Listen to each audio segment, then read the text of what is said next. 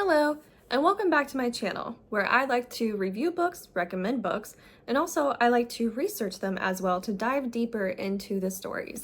So if you like historical fiction, nonfiction, or true crime, or you're just a curious person like me, definitely subscribe to my channel. First, I want to talk about the book that got me going down this rabbit hole. Take My Hand. Now, this story takes place in 1973 in Montgomery, Alabama, and it's about a woman who was a nurse, and one of her patients, or actually two of her patients, are young girls, and unfortunately, they were forced to be sterilized. And this book really brings it out about how these women were and girls were targeted in the impoverished communities to forcibly be sterilized in these horrible operations, and how these parents were guilt-tripped into doing this to their own children.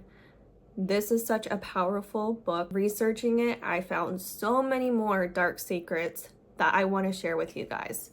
So, trigger warning, this is a hard subject to read about and research about and listen about. All right, first, I'm actually going to take this all the way back to the year of 1813 when this wonderful gentleman, and I mean that with all sarcasm as possible, Mr. James Sims. Now, he was the quote-unquote father of gynecology. He was born in 1813 in South Carolina. Then he did a short stint of, I guess you can say, shadow work with the doctor. Then he did about a 3-month course, and then he did about another year, and then boom, he's a doctor. And he started his own practice until 2 of his patients died. So then he moved to Montgomery, Alabama, which is where Take My Hand takes place. So when he moved to Montgomery, Alabama, he actually became a plantation owner himself and also had his own slaves. And he used this to his advantage. He would actually experiment on his enslaved women. He believed that the African American people did not feel pain like white people. And sometimes when he didn't feel like he had enough people to experiment on, he would actually go to other plantation owners, which were like his best friends. Shocker, I know. He would actually take temporary guardianship over some of their enslaved women as well to bring to his plantation for him to experiment on them. Now, he was quote unquote known for this special procedure at the time, which was a fistula, I believe is how you pronounce it, repair. Basically what happens, and this is TMI, but basically this happens on a lot of younger women, or I should actually say girls, when they get pregnant too young or have too many children. The lining between your uterus and your bladder can actually rupture and break, and when that happens, it causes you to lose control of your bladder and you can start leaking urine.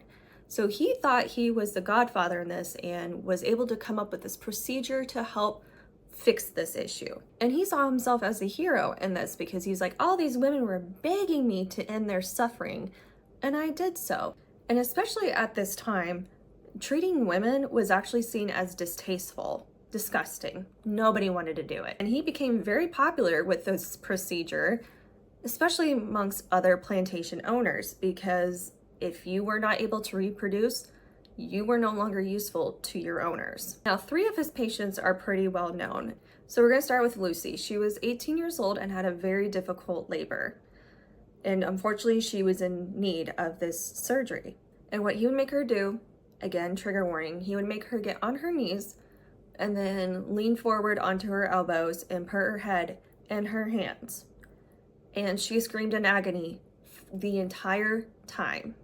And unfortunately, because they used a sponge to soak up the urine, she developed sepsis. She was severely sick for about 2 to 3 months. And what's crazy about this is that all of his surgeries were like this. He was not very successful in this surgery at all. And now we're going to talk about another one of the women, Anarcha, or Anarcha, I think is how you pronounce her name. She was 17 years old, and over a period of 4 years, he had operated on her 30 times. 30. That's horrible. But he felt like after all these surgeries on her that he finally had perfected this. Now, the third woman was a woman named Betsy, but I couldn't really find anything on her. But if you definitely have information on her, definitely comment that below. Now, if you didn't hate this man enough, unfortunately, it gets worse. he also operated on enslaved children as well. And the reason behind this, even though there was no reason to do this at all, he believed that these children were not as smart as white children because their skulls grew too fast and thick. So he would use shoemaker tools to spread apart their skulls and stuff to make room for their brains. Yeah, I told you it's bad. But now he felt like he was good enough to start working on white people, so he moved to New York and started his own women's hospital. And that didn't stop him from experimenting on people. Obviously, he still was not a good surgeon. A lot of these women were having issues, and every time something went wrong, he would blame the closest Black person that was there. It's your fault that the surgery didn't work. Not his skills, obviously. But what's crazy is actually some of his white colleagues started to catch on and was like, hey, what you're doing is completely unacceptable. However, many statues were put up of him, even one in Central Park.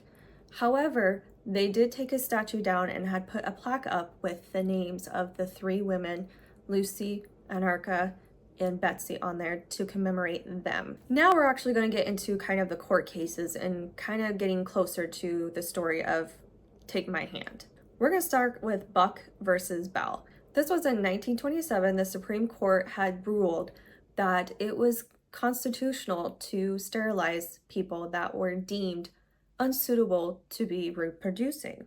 Now, the reason why this court case had become about was this woman in Virginia who was institutionalized and was forced to be sterilized under this law. And it was called the eugenics law, which was actually legal in 32 states. The court had argued that this didn't violate the 14th Amendment, which in simple terms was basically you could not deprive any U.S. citizen life, liberty, or property without due process.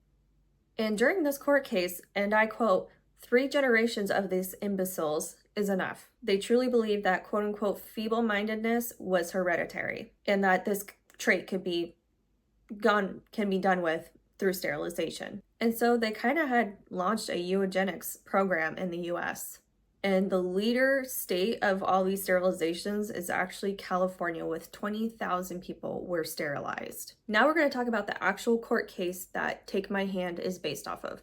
It is based off of these 2 girls, these 2 sisters, Mary Alice Ralph, who was 12 years old, and Minnie Lee Ralph was 14 years old, and they were forced to be sterilized. And how this came about was that their mom was approached and said that they were going to get all these benefits if she had signed. Well, she couldn't read or write at the time, so she literally signed X on the dotted line, and she had no idea what she had signed her daughters up for. This case brought it to the public's eye of how these women were targeted to do things like this.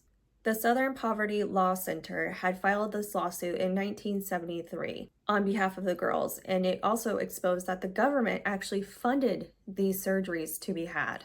They're estimating that about 100,000 to 150,000 people were sterilized during this time. And a lot of these people were threatened to lose their benefits, their welfare benefits, their health benefits.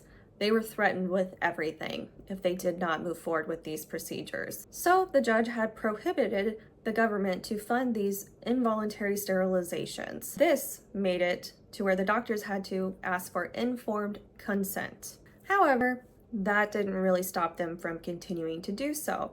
And unfortunately, it still happens to this day.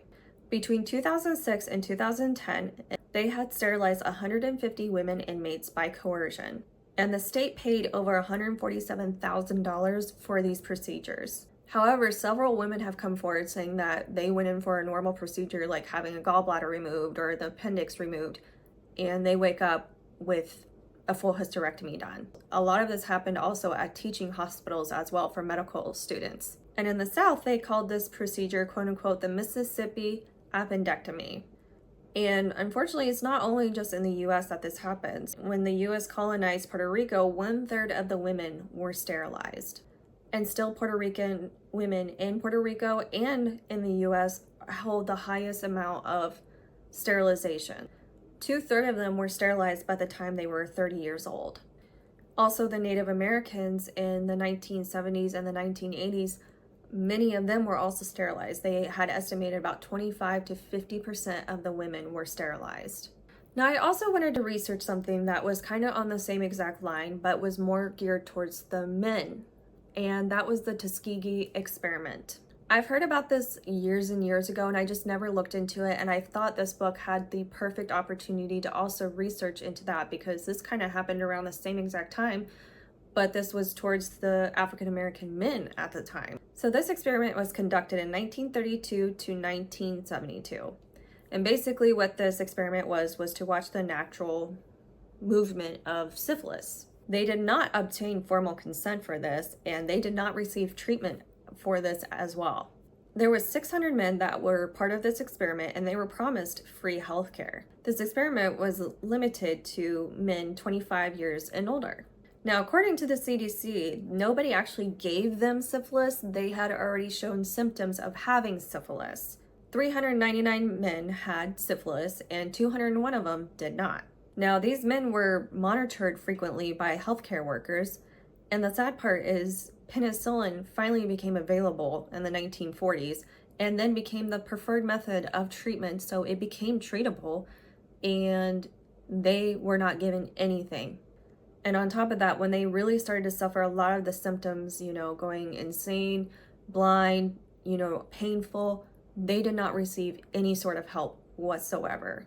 Now, in the 1960s, a venereal disease, I didn't even know there was such a thing, detective had actually found out about this experiment and actually had reported it to his superiors and said, this is completely inhumane.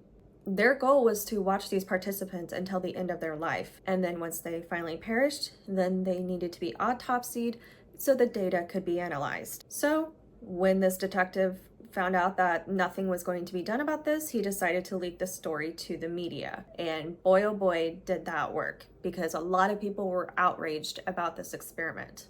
And once it became public knowledge and all this upset about it, it was forced to be shut down in 1972. Unfortunately, it was not soon enough, because unfortunately there were at this point already several deaths. 28 of the participants had died. 100 more of them had passed away from related complications. And then at least 40 spouses got it. 19 children were born with it. Now, the community around this did actually know about this study. However, they thought it was for a government health program. Now, there were no women in this study. However, women did get it from the participants of this study. So in 1974, there was this huge lawsuit, and there was a $10 million settlement. All of the living men got $37,500. The heirs of the deceased ones got $15,000. And the living control group, they got $16,000. And then the control group, if they passed away from it, their heirs would get $5,000. To me, that's not nearly enough at all. I also dug a little bit deeper into this because I wanted to know, was there other experiments that happened that we don't know about? And I found another one that actually happened in Guatemala, that the US had a part in it. Between 1947 and 1948, 700 men, women, prisoners, soldiers, whoever, all got intentionally infected with syphilis. And then obviously, since they had 700 people intentionally infected with it, you can imagine how fast that grew. So many people ended up with it. The whole purpose of this was to test penicillin.